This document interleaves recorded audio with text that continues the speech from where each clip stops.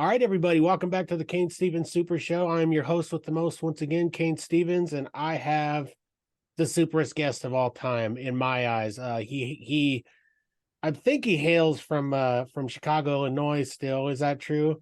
And That is true. and he's Ed the Pagan. You know, he's Ed the Witch, which he told me is okay to call him a witch. And he's none other than my favorite guest from the past, and my wife's also. It's Ed Hubbard, everybody. So let's give him a round of applause. How are you, man? Thank you. That's very kind of you. Yeah, Ed the Pagan. That has been my moniker since 1995. I am, as I always am. I'm hopeful. I'm always hopeful. The world is a good place, but I'm apocalyptic optimistic since 1963. You never Absolutely. know we don't know what's around the corner, but it's going to be a lot of fun. Well, we're living in a wild world right now. I know last time we talked about how negative and how crazy the world has gotten, and in a paranormal type of scenario, which is what I kind of want to get into with you. Um, it seems like things kind of just burst open, since like 2020. It seems like more people are reporting all sorts of things in terms of ghosts. I mean, obviously our government coming out with aliens and all this stuff is I don't think it's all that shocking because they've got to release some of this stuff eventually. But what do you think about that? What about the aliens? Well, I ghosts, aliens, and all this stuff coming out. so Talking more. So I think one thing is this. So let's get down to basics. Yeah. Our reality as we know it is coming apart. Right. So let's put it in the brass tacks. The reality that we know and have loved and existed for the last 70, 80 years out of World War II is coming apart at the seams. Yep. So remember, when I was a child, give you a best example. When I was a child in 1963, right, we had the nuclear crisis of Cuban missiles off the coastline, and in my reality, that was a very big turning point. I felt very much my soul traveled from that kind of ideology of a nuclear war happening to one that didn't happen. And Hmm. I feel like my life has been that type of journey. I've been trying to run away from what is the apocalypse, what is the nuclear weapons. And Right. today we live as close to it as we ever have. And we're like, okay, so what?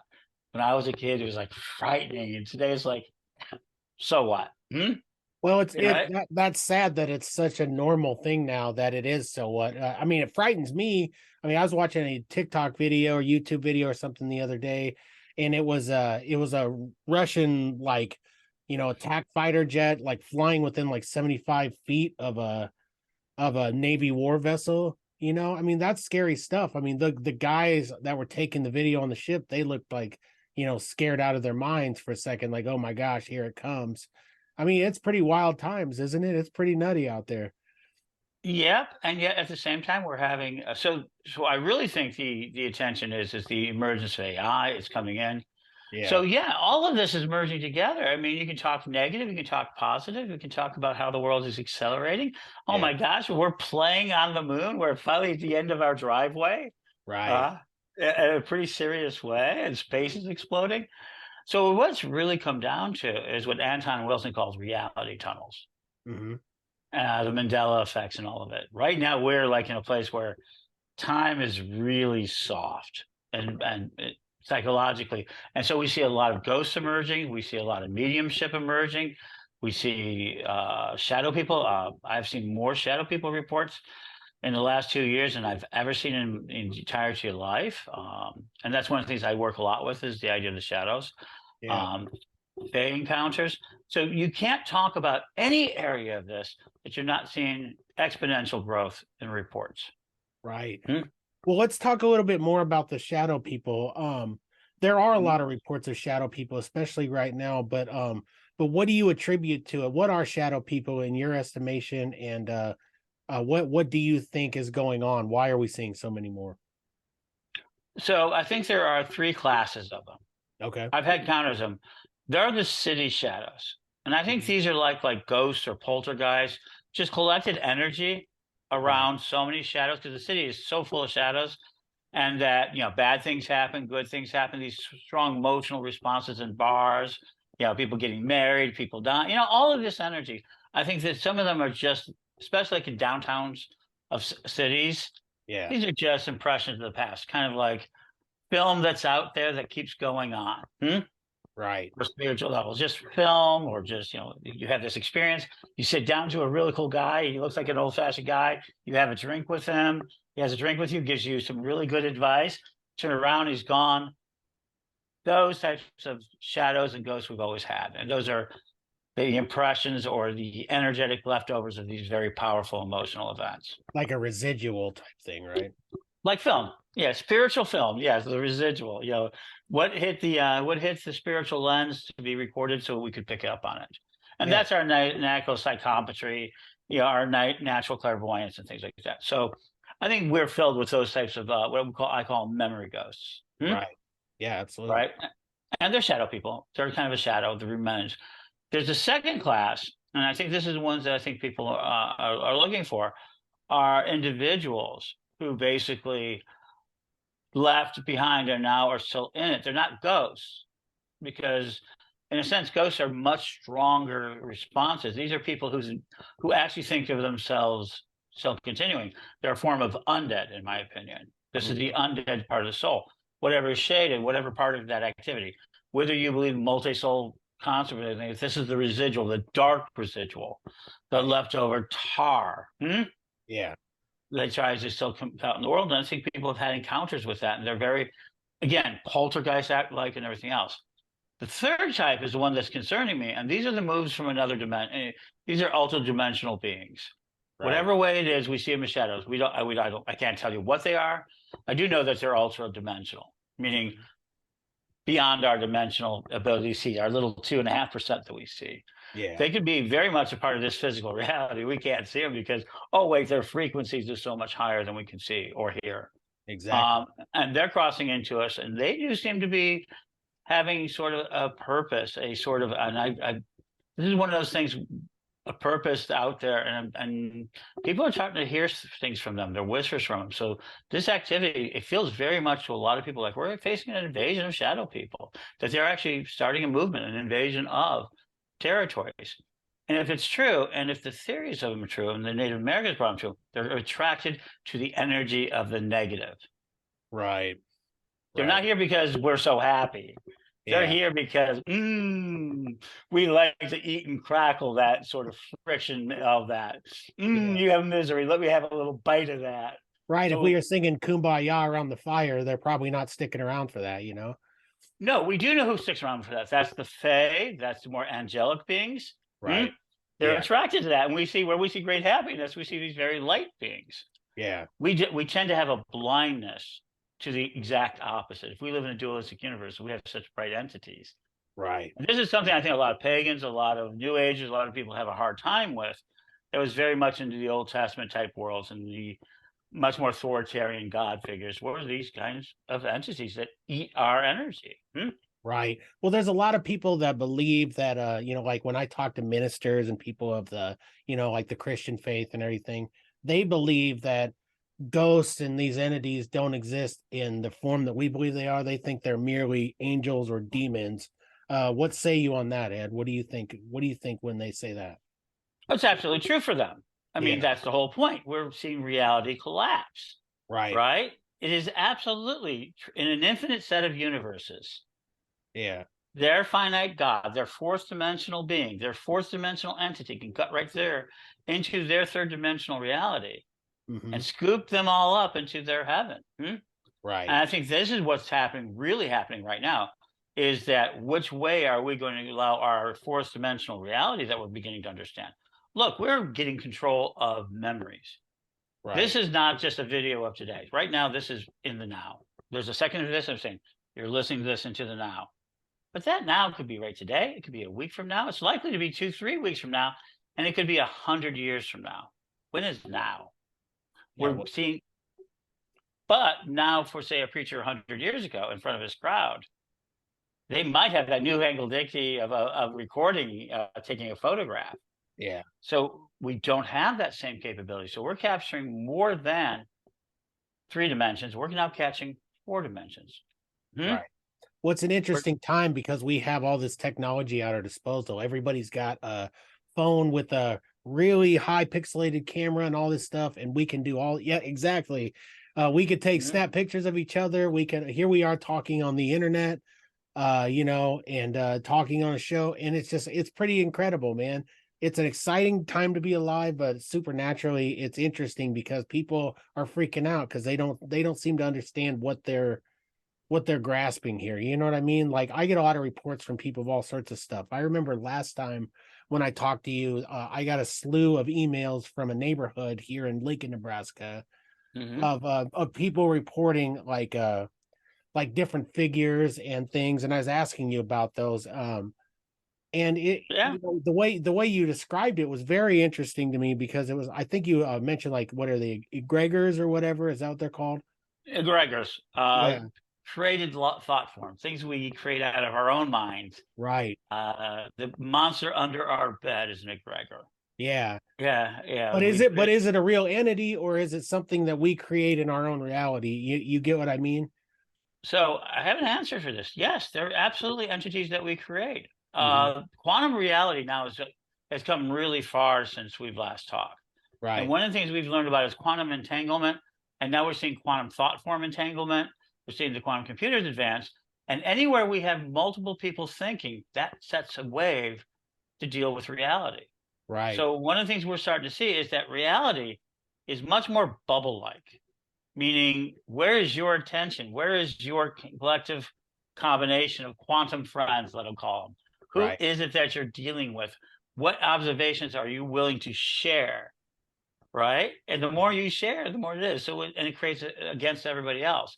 And so for some reason, we've accepted this solar system, this universe, all of this as a reality that we're working from. And it's space reality. If we end here, we have one life, one game token. We get to play it as long as we can. From an observational point of view of the fourth dimension, this very much looks like a simulacrum. The Brahmins talk about the dreaming God. What we know is what we're seeing is not everything. We're yeah, only seeing 2%, and we've got this feeling that there's a lot more. And it's breaking the web, telescope, everything. We're taking in so much information collectively.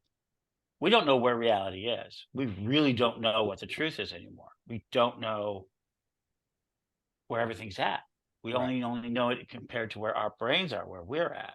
That's hard. Hmm? Well, yeah, that's very interesting because we only see what's in front of what our eyes allow us to see. What, we hear what frequencies we're allowed to hear. So it does make it interesting to think that our perception of reality is only this small bubble of Mm-hmm. what we can grasp because it's what we can see. I mean, think of the person who's colorblind, for example. Their reality is different because they're seeing it in a different in a different way too. And that's just like a minute small detail of what they're experiencing, but it is like a little blip in that type of thing. But what's interesting also about everything going on right now, Ed, is, I mean, there has to be some positive going on, right? I mean, uh, Oh, I think there's tremendous positive going on. I think so too. So I mean, I hated to lead off with, but man, you're such an interesting guy, and I know you're going to give me great answers. So I lead with all this stuff, but give me something positive some positives in the world that people can rally around. Well, you mentioned color blindness, and Yeah. there's the idea. I was colorblind almost all of my life until about 5 years ago, Hmm. when I had my encounter with the Fae that we talked about last time. Yeah. And I've had full color vision ever since then. And let me tell you, it's a very big change. It's very expansive. People don't know what color really looks like. And there are people in the world, women, who are now getting a mutation that is so lovely. They're getting the fourth, from parents, fathers who are colorblind, they're born Hmm. of it. They get a fourth cone in their eyes, and they can see 1,000 color, 1,000 times better. That's So wild. humanity is now breeding itself into that. I think it's very cool that we're finding all sorts of the idea that we've had as people, our mythologies about small people and large people and giants, and we're finding out they were real. I mean, Yeah. not just imaginary, not just like, oh, this is somewhere early in our civilization we thought up all these things. No, Right. we coalesce an oral tradition that we are finding scientifically is real. From the Florences and the Javas, Devotians, now they found another branch of humanity. So about 100,000 years ago, that idea of a great civilization of different types of species and races Right. wasn't a mythology. It wasn't a creation. It was a mythology that we knew inside of ourselves. And to Right. know that we have memory that long, I mean, some of the great things about we're about to see the life expectancy. We're about to see that increase Yeah. dramatically among some, and the Earth's population is beginning to put the brakes on. I mean, we live in a time of extraneous abundance, Of course. and how does everybody tap into it? But everybody feels suppressed. Everybody feels kind of darkness of it. That's Right. the problem. I mean, it isn't that. I can tell you, we're the richest any human beings have ever been in the United States. Doesn't matter who you are. We're the richest any human beings have ever been. Hmm? Yeah. We have it so good. We bicker amongst ourselves about the dumbest things. I mean, that's how good we have it, right? That's how it feels in the United States anyway. But it's just like, well, but when you look at like older Hmm. empires and different things, you start to wonder because like their collapses begin to look a lot like our collapse, and I hate to be so bleak, but we have it so good that we start to implode from within, just like a lot of the past empires of our history. And you know what? When those empires imploded, it only included about 15% of the population. Yeah. Life didn't change for 85% of the population. Right. The other World ones just War live II their did life. not World War II did not change 85% of the life, Yeah. World War One did not change more than 80, we didn't, it destroyed Europe, but the rest of the world went on. Right. This idea of collapsing empires is a historical fragmentation of the natural cycle of culture and civilizations. Hmm. And we got into a broken one. Europe, we got Europe centric. They won the game. Now Right. it's going to be Asia centric. It depends on who you're writing the story from. Yeah. But yeah, I mean, one empire is rising, another's falling. As if we're trying to find something as humans. We're testing all these ideas. Hmm? Yeah. And Well, now, I think we're always testing the ideas, aren't we? We're always trying to figure out why we're here, what are we doing? We're always trying to make some sort of, I mean, I know I am. This is a whole show, cathedral, if you will, of me trying to figure out what life is about. And so that's why I talk to people like you, especially with things that we don't understand. Another thing that I wanted to talk to you mhm, about is my very interesting to me. You and I talked about the history of the witch last time and yeah, how you guys own the word, that they took they took the word away from you guys for a long time and you guys have taken it back and you wear it with an honor. But I mean, you just so the listeners now, because I have a lot of other listeners who weren't there before. right. Um, Tell us more about you. You still do the witch school thing, right? Oh, yeah. So not only Witch School, it's been around for more than 22 years, teaching Yeah. over 300,000 people access to the world of magic and witchcraft and all of Mhm. that. And by the time you do it, I'm going to be launching early next year, Witch College. I'm actually Oh, evolving after 22 years. I'm going to be building something new, Witch College. And I'm a deep believer in that craft, witchcraft. I think they're very human, very important skills. Is magic part of it? Of course it is. Magic and science and herbology. It's about living with nature. right. The witches, you can be called Gaius, you can be all sorts of other things. But what we have historically called them is a witch. Hmm? Yeah. And Yeah, it's not all, we've talked about this too. It's yeah, not all bad. It's not all that you get painted out to be. There's a lot of positive in what you guys are doing too. I mean, you guys at the end of the day are just human beings trying to figure things out on your own too. So I want to take the stigma away. I know a lot of like hmm, the Christian listeners would go, "Oh, I can't believe that Cain would bring on a witch and he would say something good about it. What's wrong with it? I mean, we're human beings. I'm not, you and I could have differing beliefs. I'm a Christian. I do Christianity and what I understand, but that doesn't mean that I condemn you. I enjoy talking to you, Ed, and I think that we can have a good conversation with each other.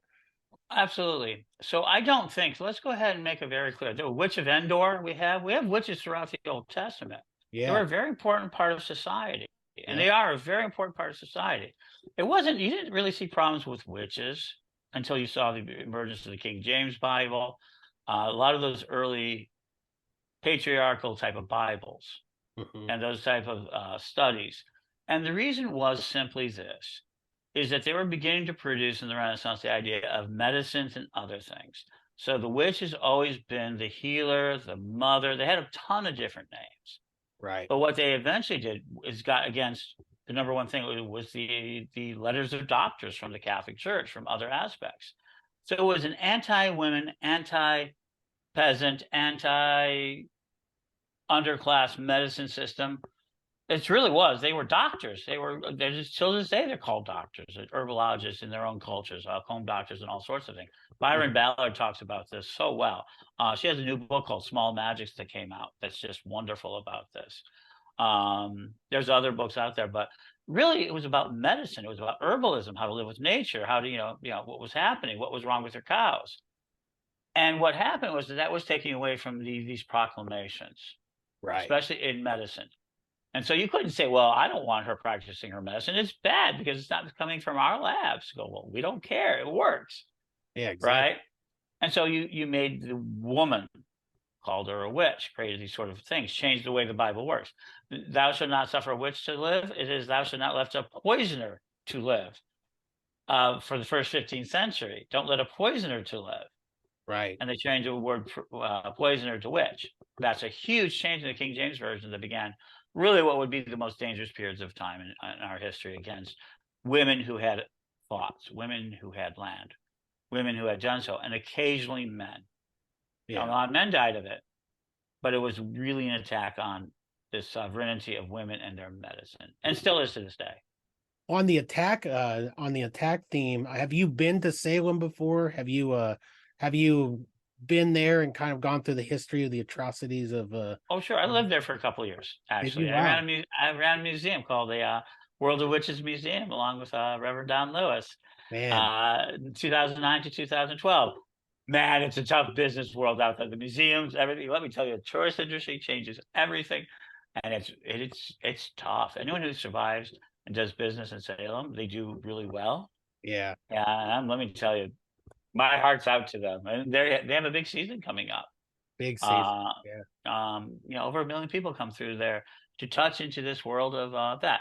And it's always been very odd to me that where pain came, right? Real pain in the world, pain in America, pain in how we deal with something, that the word witch and the word how we deal with it would have a huge, tremendous impact on all of the justice in the world of the United States and all it touches from that. Yeah. From that trial, well, it was terrible and extreme, wasn't uncommon. Right. We should be grateful. What was uncommon about it was completely implicitly recorded. The reason why we know about it is that the courts of that time took the time and had the right person at the right place and the right people to completely record everything about it. That's what makes it such a powerful tool. And Yeah, we can for sure. see those wheels of injustice begin to grind. And in Yeah. America, we've used that as against what it is. And so you hear about it. And what was it about? You know, who knows? We really never really understood the real motive behind the Salem witch trials. We have there's like a dozen It could theories. be anything, it could be one of the high up guys had an affair with the chick, and in the it's Oh, the that was locker in there room too. talk. I mean, It's the locker room talk. Oh, she's crazy, and pretty soon it's like she's a witch. Let's burn her and let's get all these people together. It could be and just that. and it was. I mean, we've seen this before. Human beings will dopamine feed each other. We have these sort of chemical things we're starting to learn. Yeah. And it was important. But what we did see from that, what we do know now today, which there are more working witches who are making a living right there in Salem, because Right. people want to know this history. And then they've got the stereotype witches that, they act like it. But I know a lot of great friends who are stereotype witches at their theme park on the main street who have deep spiritual lives Right. away from that scene. And, people go, oh, it's just so fake. No, it's what the audience wants. And in Yeah. order to make a living in a capitalistic society, the witch has been and always will be the mercenary. And this is the other role that is so desperately had to be suppressed. Yeah, and this is where the dark side witch comes from. The ones who could answer problems that the law couldn't. Who Right. did you go to the last minute And today's witches, there's some witches still like this today. I'm a bit this way. Who do you go to when you don't know where else to go? You've gone to your minister, please help me. You've gone to your doctor, thank you, help me. You've gone to the sheriff to talk about his abusive boyfriend. It could be any number of 1,000 problems. Right. And that pain, they come to the witch in that pain, that energy against that taboo. And I said, no. And because the witch is going to say, oh, you're going to have to pay a price to get this fixed. You might have to become happy. You may have to leave town. Because when you go to the witch, there's a price. Bring 6 things to a witch. Sex, tobacco, death, food. You don't come empty-handed to a witch. Right. You ask a favor, where's the silver coin? You know what I'm saying? And you can't buy a witch. This is the stories. These are legends. You can't buy a witch. I'm sure someone would try if they were rich enough. And they have. And they have. I mean, they have tried. And they'll take your money. Right. But they got to want to do the spell because the spell has to work. So these spells are very real, though. So for the listeners, they need to know. I mean, we do romanticize in our culture. We're kind of obsessed with the witch. You know what I mean? Like with in a lot of ways, and that it's good and it's bad. It's the Disney witch. It's all that type of stuff. But that being said, these are real things. There are good spells. There's bad spells. These are spells that you yourself have actually seen work. I mean, haven't you? I mean, it works all the time. And I've done. I mean, I just finished a spell that took me 32 years to practice. Yeah. I wanted to see my tradition in front of the Parliament of World Religions. Yeah. I wanted them on board, and they just did it on August 15th this year. Wow. They stood before Wicca, witches, Fairly Native Church stood with every other religion at the opening of the Parliament of World Religions. Right. That was an energy, a spell, and a working that I did. So there's all sorts of workings. I think people misunderstood is that the shaman, the magician, these are all forms of the witch. I mean, people can argue the magic user, the trickster. I don't care what name you put it. It's that person who's willing to play with quantum realities. Yeah. And for various reasons, they find ways to play with their mind and trigger parts of the reality that work. I mean, for me, I've taken psychedelics for some of it. I've taken training for some of it. But the things that really kind of work is sometimes when my mind gets overwhelmed, like seeing a sunset and almost suddenly having strong visions or strong energy. Right. It's all about the idea of flow. And flow is anti-machine. So the clock is the machine. And it tries to fit all your energy and time. Whereas flow goes, I'm doing this, and then I'm doing that. And sometimes you realize time is good, and sometimes you realize time is going bad. But when you move in that direction, you feel happier, you get more accomplished. The machine comes in, I want the bus at 15 minutes after, 20 minutes after, and it's for the good of all civilization. Right. And this is what's tearing our hearts apart, because we want good for all civilization. When I go to my factory job, that's mostly good. It may be we have arguments over pay or over that, but my God, somebody else is going to have a T-shirt in the world. My God, people are going to have more shoes. They're going to have another car. And while we may say this is consumables, we lived 100 years ago where people didn't have T-shirts. They didn't have cars. They didn't have good shoes. Right. They didn't have good food. They didn't have the luxury of sitting down and having a conversation like this. Yeah, absolutely. Yeah, for sure. So we want people to go to the factories, and we want them to be working there. We need that industrial society. Yeah. Or else we wouldn't have this. At the same time, we want a society that is so free. We want to have our spirit. We want to explore so many new things, so many more new concepts. It's between these two we're tearing reality apart. What's real?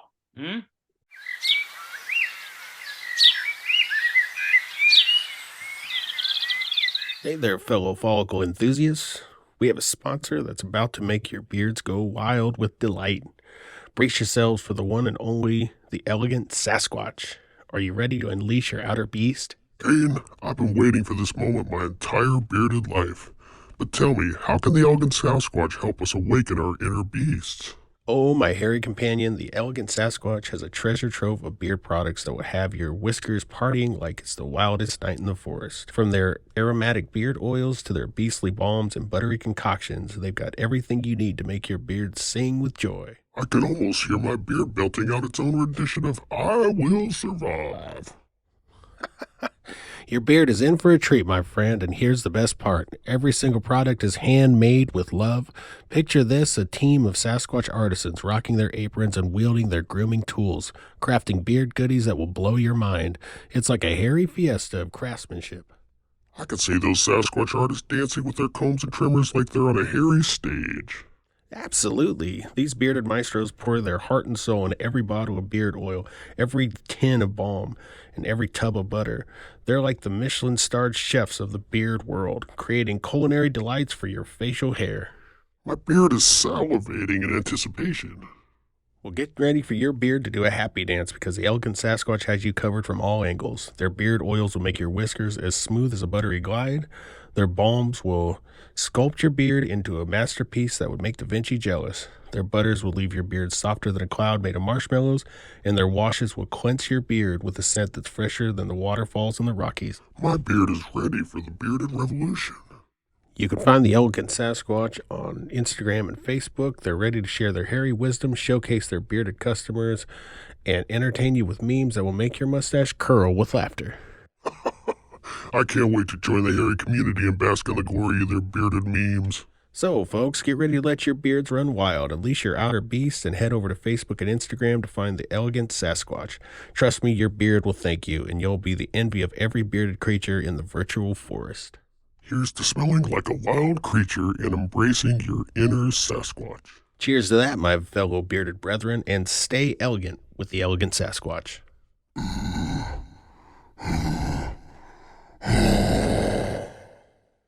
You know, when I think of witches and when they talk about the stigma is the black magic type stuff, it's the religious superstition of these people are all Satanists. You know, these people are really just, you know, hiding in the weeds as, you know, magicians of Satan. You know, you get what I'm saying? Like, that's kind of the stigma of a lot of black magic people. So tell me what real black magic people are. So let me get back to where we started from. This Yeah. is an old Christian problem. Mm-hmm. It's called shadow people. Christianity's always had a fear of shadow people. It doesn't matter what time of history you go to. When the original pilgrims came to and said there were people in the woods, and and the natives said, yeah, those are shadow people. Those are, you know, spirits that feed on the negativity. Right. You see it in Egypt. We see it in every place that Christians congregate in large amounts. They draw these self-reinforcing shadows to scare themselves, to name them demons. The black cat during the plague. How stupid could that have been? They literally killed, in the name of God, the demon that was actually protecting them. Right. And the rats exploded and the death came. Yeah. So something in the philosophy of death attracts shadow people. Death attracts shadow people. The worship of death attracts shadow people. Mm-hmm. And so you've constantly seen it. So what are they seeing today? The witches are just another name of these sort of spirits that are coming on. And they really are coming on harder in a lot of ways. And I think a lot of it has to do with this extreme fear, this extreme acceptance of apocalypse. I think there's millions of people praying for the apocalypse right this minute.